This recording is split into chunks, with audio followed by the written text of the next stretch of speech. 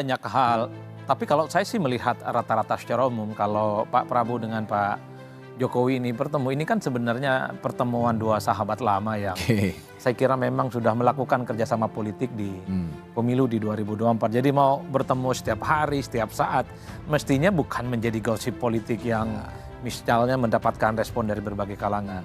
Tapi yang kedua yang sebenarnya secara prinsip pertemuan semacam ini tentu tidak lahir dalam ruang hampa. Pesan-pesannya banyak, misalnya banyak pihak yang mendengarai ini kan menjadi penegas bahwa sebenarnya hubungan politik antara Pak Prabowo Subianto dengan Pak Jokowi itu baik-baik saja. Karena dulu waktu terjadi reshuffle beberapa minggu yang lalu itu kan dikesankan ada hubungan yang tidak baik. Ya. Ada disharmonisasi hubungan antara Solo dengan Kertanegara. Karena konon ada sejumlah menteri dan bahkan mayoritas menteri-menterinya itu disebut sebagai Jokowismen seperti Pak Budi Ari, Sri Mulyani dan seterusnya dan seterusnya. Publik menangkap ada gonjang-ganjing, ada sesuatu yang terputus dalam komunikasi ini. Tapi pertemuan kemarin tanggal 4 ya bulan Oktober hari Sabtu ini kan mempertebal bahwa sebenarnya kedua tokoh ini melampaui hubungan-hubungan yang disebut dengan gonjang-ganjing terkait dengan reshuffle kabinet yang kemarin ya. Nah yang ketiga tentu publik juga menerka ini pasti ada sesuatu yang dibicarakan secara spesifik dan pembicaraannya itu tentu tidak bisa lewat telepon, ya, tidak bisa lewat Zoom dan tentu saja banyak sekali off the record-nya yang tidak diketahui oleh publik. Nah, soal apa materi pembicaraannya tadi Pak Pras mengatakan ya ada sesuatu tentang kebangsaan. Kalau istana saja sudah tidak membocorkan apa yang diomongkan, apalagi orang luar tadi.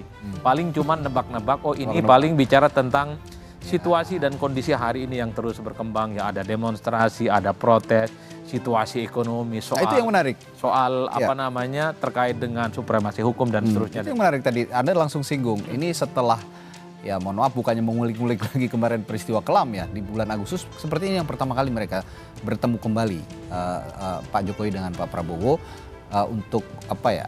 Sepertinya juga menetralisir lah suasana yang kemarin ini penuh spekulasi pada saat demonstrasi kemarin. Tapi yang ingin saya tanyakan sebenarnya apa sih implikasi pertemuan ini terhadap kontinuitas kebijakannya pemerintahannya Pak Jokowi, legasinya Pak Jokowi di era Pak Prabowo sekarang? Kalau kita mau jujur sebenarnya banyak hal yang memang sesuatu yang dilanjutkan oleh Pak Prabowo terkait dengan kebijakan Pak Jokowi. Tapi banyak juga yang sebenarnya Pak Prabowo itu punya legasi yang saya kira memang menjadi program prioritas. Misalnya soal IKN, betul dilanjutkan tapi kan tidak terlampau menjadi prioritas. Dan bahkan baru tahun 2028 kalau tidak salah, IKN itu baru menjadi kota politik. Kalau Pak Jokowi yang masih jadi presiden rasa-rasanya nggak lama setelah 2024 mungkin IKN itu akan segera menjadi ibu kota. Jadi ada sesuatu yang terus dilanjutkan tapi tidak terlampau gaspol seperti pemerintahan sebelumnya. Ya. Begitupun misalnya kalau kita melihat style politik dari Pak Jokowi memang cukup agresif dalam konteks membangun infrastruktur. Kita lihat selama Pak Prabowo bulan ini adalah bulan 1 tahun persis bagaimana Pak Prabowo itu dilantik, kita melihat pembangunan infrastruktur tidak terlampau kelihatan signifikan, Radi. Meski misalnya di bulan ini sudah mulai akan dibangun infrastruktur pertama oleh Pak Prabowo dan Pak Prabowo itu justru lebih banyak misalnya membuat kebijakan-kebijakan yang down to earth seperti program makan bergizi gratis, terkait dengan koperasi desa merah putih, terkait dengan ketahanan pangan dan seterusnya. Sesuatu yang tidak terlampau kelihatan tampak di mata seperti infrastruktur, tapi kemanfaatannya itu difungsikan bagaimana ekosistem masyarakat yang di bawah itu mulai berdenyut karena ada keinginan membangun Indonesia tapi melupakan desa, melupakan daerah itu sesuatu yang mustahil. Karenanya program-program Pak Prabowo itu adalah membangun Indonesia dari daerah, membangun program dari desa dengan ekosistem ekonomi dan kehidupan dimunculkan. Tapi bagi saya sebenarnya secara prinsip implikasi nyata dalam pertemuan-pertemuan semacam ini menegaskan bahwa apapun keputusan politik yang dibuat oleh presiden hari ini bahwa itu adalah keputusan hak prerogatif dan ya mantan-mantan presiden yang sebelumnya paling mungkin ya ada pendapat, ada feedback, ada saran yang kemudian bisa dipertukarkan kira-kira apa yang terbaik untuk kepentingan bangsa dan negara.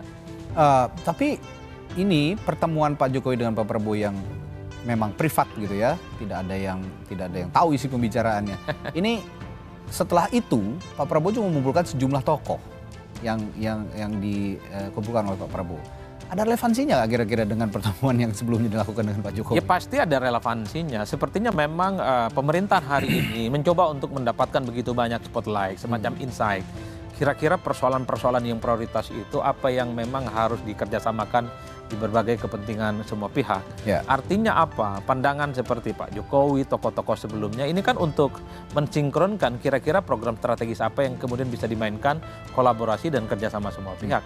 Itulah yang saya kira menjadi penting sebenarnya untuk merumuskan satu kebijakan.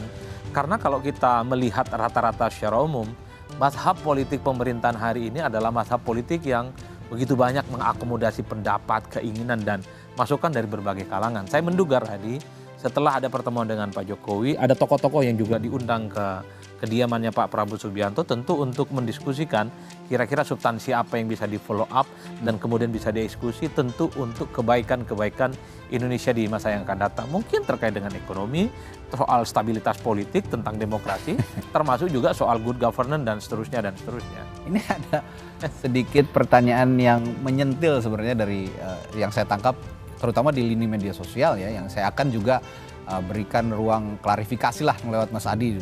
Ini apa, pertemuan dengan Pak Jokowi ini relatif lebih sering sepertinya, atau komunikasi yang dijalin dengan Pak Jokowi antara Pak Prabowo dengan Jokowi lebih sering sepertinya dibandingkan dengan wapresnya sendiri. Yang notabene itu adalah anaknya Pak Jokowi. Sebenarnya apa sih yang terjadi dengan komunikasi politik para pemimpin negara dengan mantan pemimpin negara dan juga wakil pemimpin negara ini?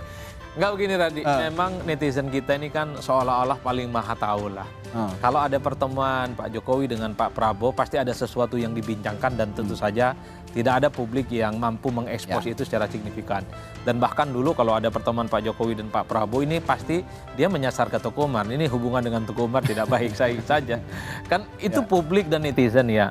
Tapi kalau Pak Prabowo Subianto sering bertemu dengan Wapres, bagi saya bukan menjadi berita karena memang sudah menjadi satu paket dan bahkan bisa berkomunikasi kapanpun, bisa tiap hari dan bisa tiap saja. Meskipun tidak ada yang tampak di depan publik misalnya. Begitu. Pesannya adalah kalau kita mau mengikuti logikanya netizen, perlu juga sebenarnya ditampilkan antara pertemuan presiden dengan wakil presiden sebagai salah satu bentuk untuk tidak membanding-bandingkan, karena memang netizen ini sangat usil sih sebenarnya bertanya. Ini kalau lebih sering bertemu dengan mantan presiden sebelumnya dengan Wapres yang saat ini secara definitif menjadi pembantu presiden. Tapi overall yang saya ingin katakan adalah baik Wapres ataupun Pak Jokowi, saya kira pastinya punya intensitas komunikasi yang menurut saya juga intens ya bertemu dengan pemerintahan hari ini. Tapi bagi saya apapun pertemuannya yang paling penting adalah semua persoalan-persoalan kebangsaan kita selesailah, Radi. Mau bertemu tiap hari, mau tiap saat kan publik sebenarnya tidak terlampau ukur. Yang paling penting bisa Indonesia itu semakin mantap lah kira-kira begitu. Masalah perasaan bahasa bisa terselesaikan. Nah kalau begitu dari pertemuan ini terakhir ya, dari pertemuan kemarin dilanjutkan dengan Pak Prabowo juga bertemu dengan para tokoh. Kira-kira ada nggak implikasi yang immediate untuk publik yang bisa dirasakan dari pertemuan ini? Ada dampaknya kira-kira menurut Mas Adi? Kalau dampak secara immediate ya tidak bisa diukur. Karena kalau mau jujur sebenarnya pemerintahan hari ini adalah on the right track di semua bidang ya. Di bidang ekonomi, soal good governance, terkait dengan bagaimana ekosistem kehidupan yang ada di desa. Tapi yang paling penting Radi adalah bagaimana saya melihat pemerintah hari ini ingin membangun apapun itu bekerja sama dengan berbagai pihak. Makanya soliditas dan kerjasama, dan kita bisa cek semua partai politik, semua elemen, semua stakeholder di negara ini itu kan diajak kerjasama dan dirangkul.